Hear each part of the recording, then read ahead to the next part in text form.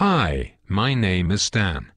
And I've been watching the Black Power community for the last 100 years. I just noticed that you guys have been having some problems figuring out what to do about me. You see, I'm a cracker. Yeah. The white man. The guy that has been running the whole world for the last 2,000 years. Well, the reason that I stopped by to speak with you today is to help. I've been watching you guys fight over gaining real black power, and thought I would give you a few pointers. Since we white guys have been running things since we invaded Africa, I figured I would lay out a blueprint to help you achieve your objectives. Might as well use a plan that works, right? Besides, it beats the backward, no progress, mistake repeating methods you people have been trying for the last 400 years. So I knew all of you needed some help. Especially after Barack Obama got into office.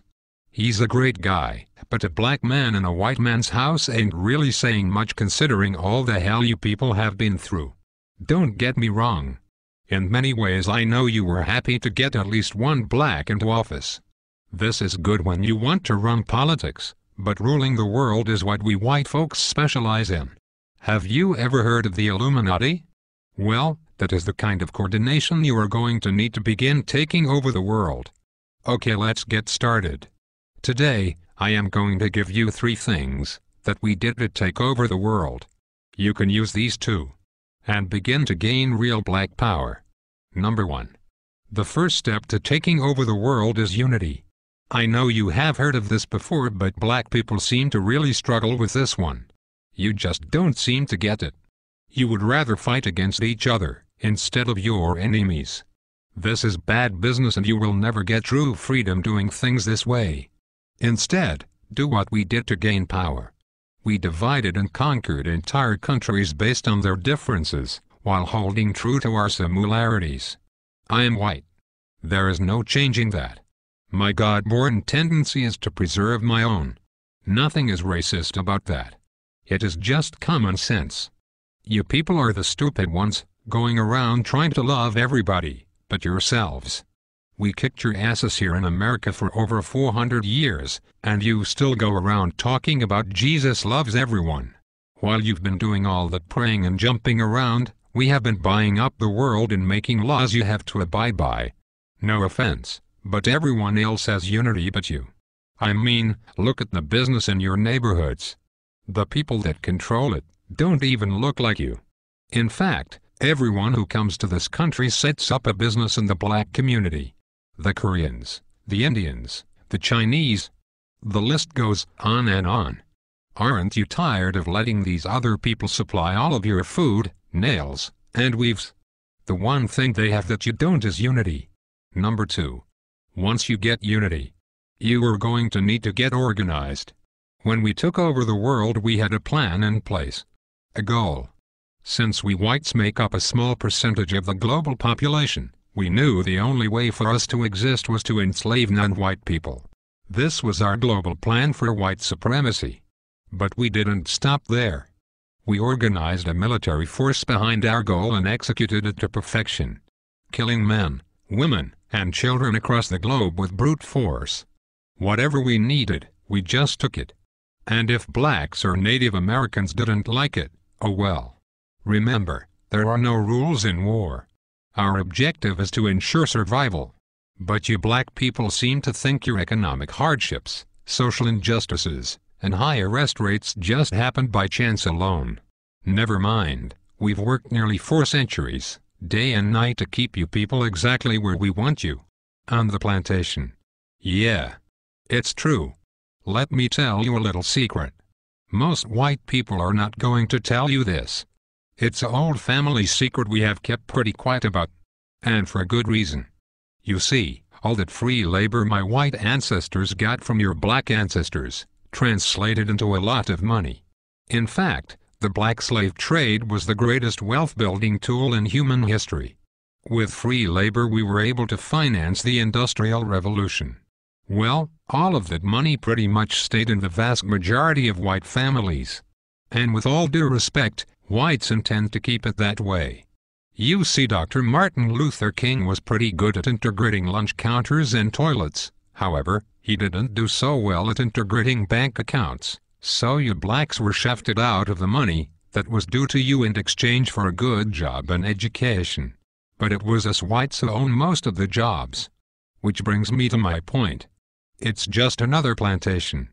I say all of that to say, being organized is more than alignment, it is knowing the traps we have laid out for you, and then moving around them. Everybody knows but you blacks. That education will only keep you enslaved. It will only produce what it has already produced. A bunch of dressed-up plantation workers perfectly content, working and serving under another man's vision. You don't really think we are going to teach you to build a nation for yourselves, do you? If you were really educated, you would be able to solve your own problems. Problems like gang violence, poor economics and underrepresentation. Instead, you will continue to pass the notion of getting a good job down to your children. This will brainwash them to be just like you. And the cycle will repeat for generations. While we whites continue to run things at the top, your grandchildren will be celebrating the first black Catholic Pope. I know this has been long, so let's move to number 3. The third way to gain black power is the most important of all. It is this way because it deals more with your psychology than your conscious mind. When we took over the world, we decided to use the most dangerous weapon of all to subjugate the darker peoples of the planet. We used a combination of white supremacy and religion to mindfuck these people into complete submission. If a robber breaks into your house, rapes your family, kills your mother and father, then tells you that in order to go to heaven, you have to worship as God. If someone did that to me, then said that to be born again, I had to worship as God, I'd kill the bastard right on the spot. But you black people seem to have no problem worshipping the God of your enemies. Even worse is the fact that for all the praying that you have done, it seems like the God of the white man is just as racist as we are. Anytime you start believing in the God of your enemy, it pretty much means you're a complete idiot and a pussy, who is too far gone to confront his adversary. This is a deep sickness, because to believe the man who murdered your family is your friend is to believe that watermelons have gills. This kind of thinking lacks critical reasoning, a skill needed to defend territory and the minds of the youth. You even believe that Haiti, the only black nation that ever kicked the white man's ass, is cursed because many of them practice voodoo. You even go further and believe that it was God that hit Haiti with a 7.5 earthquake. You religious-minded blacks thought this about New Orleans too. Let me tell you the truth. We gave you this God because we knew by worshipping a white God you would subconsciously be worshipping us. That was a part of our plan, and it worked like a charm on the early slave plantations. We whites decided to perfect it, and have taken our gods all over the world to dark people. You see, we know that if we can get you to put down your God, and pick up ours, you will lose your real power. This is really effective for controlling a people. Practically, by doing this, you will never fight against us because subconsciously you would be fighting God. I know that is a serious mindfuck. But that is why you cheer for a white Jesus to kill all the darkies down in Haiti and New Orleans, while kissing Pat Robertson's ass. Meanwhile, our harp machines can shake up more prime real estate for the oil companies. If you continue to follow the God of your enemies, you will never rule the world, because you will always have your allegiance with a white man, instead of your God, who's pissed off because you traded him in for a blonde-haired, blue-eyed hippie, whose name we took from the Greek god Zeus. So, let's recap. The top 3 things you need to do to rule the world, and to have black power is: Number 1, get some unity. Stop killing each other over nickel bags of weed and coke. You are basically helping to kill off your own army. Stop it and unite. Number 2, get organized. There is nothing worse than a bunch of rich rappers talking about gangsta and keeping it real, when all of them still work for rich white and Jewish men that pimp them for their talent.